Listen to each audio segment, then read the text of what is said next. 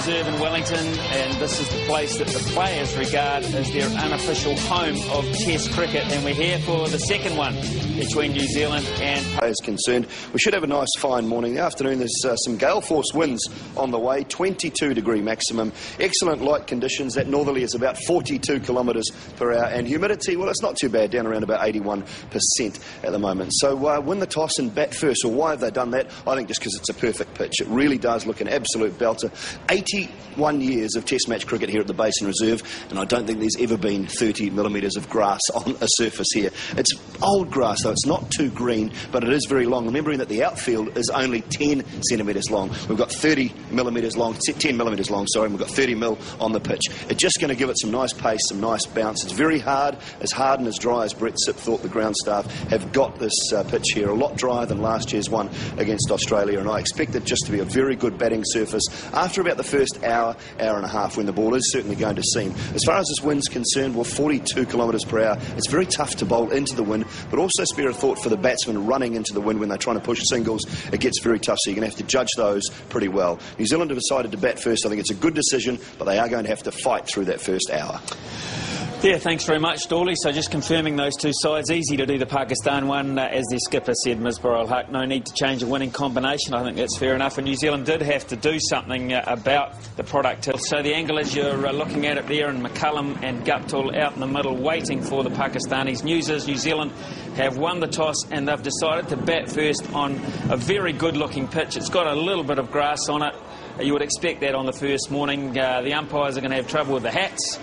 And someone's going to have to bowl into that breeze to begin with. And the first ball from Umar Gul, and up first for us this morning, Ramiz Raja, our guest from Pakistan, of course, wonderful cricketer in his own right, and a local man who never ever says anything ill about the weather here.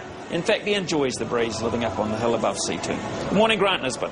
Morning, Smithy. Morning, everyone. Yes, breezy is the word, and it might even intensify as the day goes on.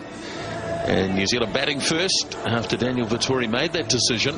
And this is the change in the opening combination. Martin Guptill opening up with Brendan McCullum. Tim McIntosh has dropped out. And so Kane Williamson will bat at 3 and James Franklin at 6. And no change to Pakistan as expected. Umar Gul is going to open up with the northerly behind him, so he'll be pleased about that. It's going to be a bit of a slog up into the wind today, one would imagine. Morning, Ramiz, and welcome to Wellington. Morning, Grant, and yes, lovely to be here.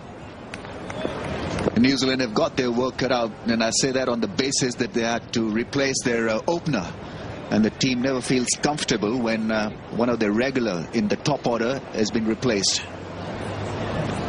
Opening ball of the Test match. And just beaten a little bit by the pace. 130, but it is going to be a pacier pitch, one would imagine.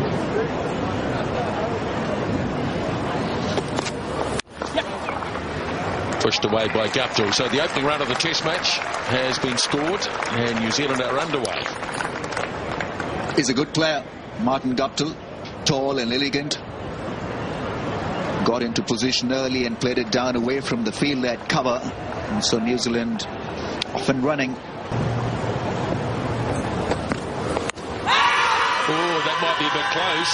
Oh, he's given. He didn't play a shot.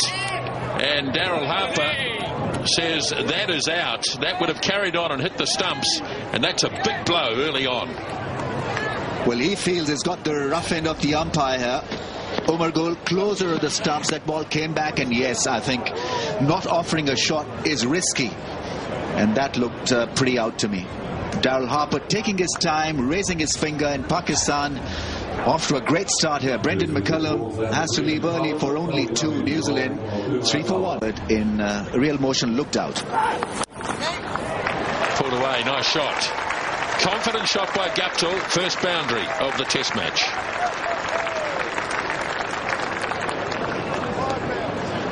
Can be tough for Tanveer Ahmed. He's running into the wind and losing his rhythm. It was a half tracker, and Guptill, well, he's a very good player of the pull shot. Got in position early, good roll of the wrist, and away it went. There was nobody there patrolling the field on the leg side, so an easy boundary. Tanveer Ahmed really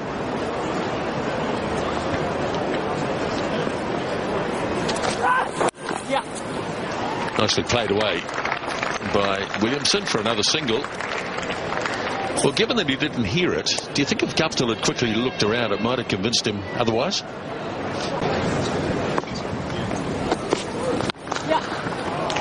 Lovely stroke, and this looks like it might go all the way. It's running out of puff, but it should get there. And yes, it does. A lovely off drive by Kane Williamson. Beautifully done through the offside, authoritative drive from Williamson. Good footwork. Very good footwork. Middled it beautifully, playing it with straight back through mid-off. Everything looked good about that drive.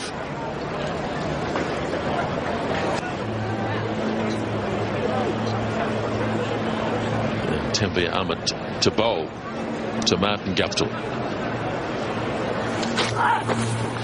Oh, that one's got away. That's going all the way, in fact. So 4 wides, which I'm sure the wicketkeeper will be reasonably happy with. The extra bit of wind has neutralized Tanveer Ahmed. His strike rate is pretty good. Strike rate of 35 in Test match cricket is outstanding effort. But this is the second bad ball that he's bowled in this spell. He bowled a half-tracker that was pulled for 4, and this one going down the leg side at Nanak. DRS was in play. I think we would have just accepted they've been overturned. We move on with the game. I feel sorry for them. I think they've been hung out to dry, personally.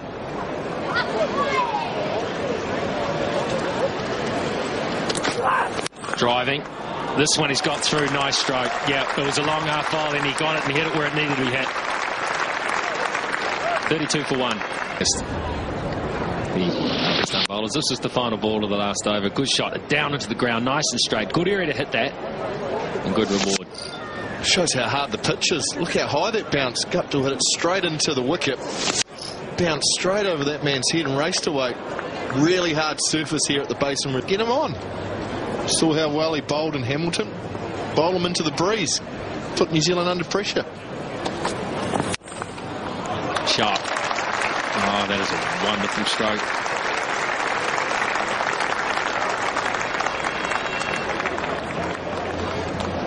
Well, this is playing into New Zealand's hands. Yunus Khan and Kane Williamson blowing bubbles. That's how relaxed that man is. Look at that off the back foot.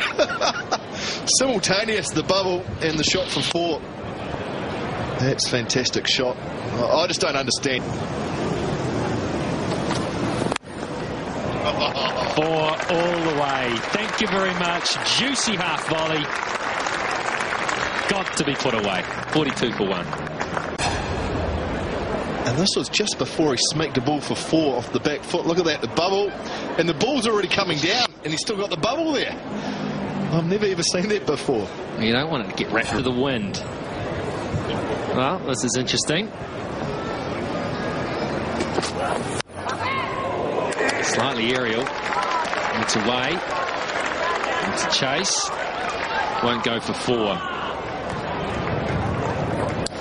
Well, if he is going to bowl into the wind, I'd suggest he's not going to bowl a particularly long spell. Obviously, Yunus' one over there did not impress the skipper at all. Yeah, Williamson has to be a little bit careful here. That was aerial. And it's just in front of the gully man. But with that angle from Riaz going across. 16. Edge. Surely this one. Yes, he's given it. It took some time. Had to happen. Healthy edge, good bowling, goal rewarded once more. Oh, brilliant piece of bowling. Just for a moment, everyone stood around looking at one another, waiting for the finger to go up, and it didn't. And you got the feeling that Daryl Harper was going to give it not out. Oh, it's a thick, healthy edge. Kane Williamson can't help himself but look around. And this time Daryl Harper obliges and says, on your way, son. And Umar Gull does a good job. Started walking, which is strange. Williamson practices what he should have done on the way back. He's gone for 21. New Zealand 46 for 2. Time for Wahab. Basically, here's the wickets. The full Shane Bond is alongside me. That's the wicket of Kane Williamson in particular. And that was a big, healthy edge. Yeah, afternoon, Spilly, it was. And he almost got away with it. He's had a look, and he stood his ground. And I think even for an instant he thought he was going to get away with it. but he would have been very lucky to get away with that. He's hit the cover off it.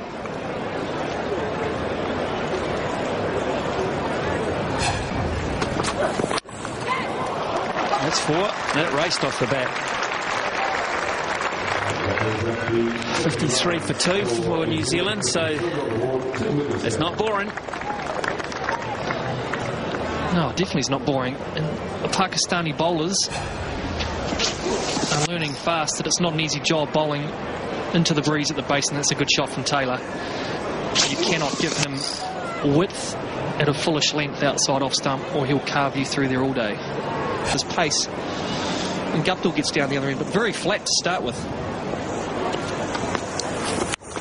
Oh, Taylor goes straight away after him, and I'm not sure he got all of it. In fact, I don't even think it's going to go for 4.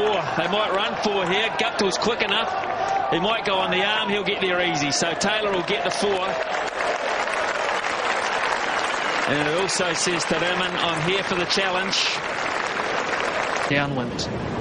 Interesting to see what sort of pace he can muster. That's 4. That was a wide half volley. Got the treatment. Nicely controlled, Taylor.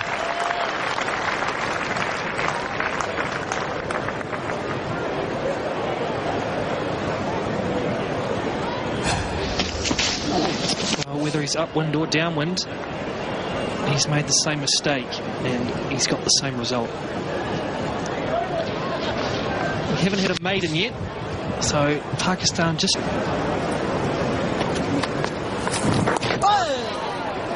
Yeah, it's gone nice and fine, this, so Guptill will get at least 2. Now then, how is Martin Guptill going to try and overcome this issue he had in Hamilton? Managed to bounce over top of the stumps. Well, this has got away down the leg side. He didn't play a shot at it, Guptill, and the keeper made a mistake. And they'll settle for 2. And 2 byes signalled. Yeah, it was a poor delivery from Raman. Akmal couldn't get gloves on it to stop.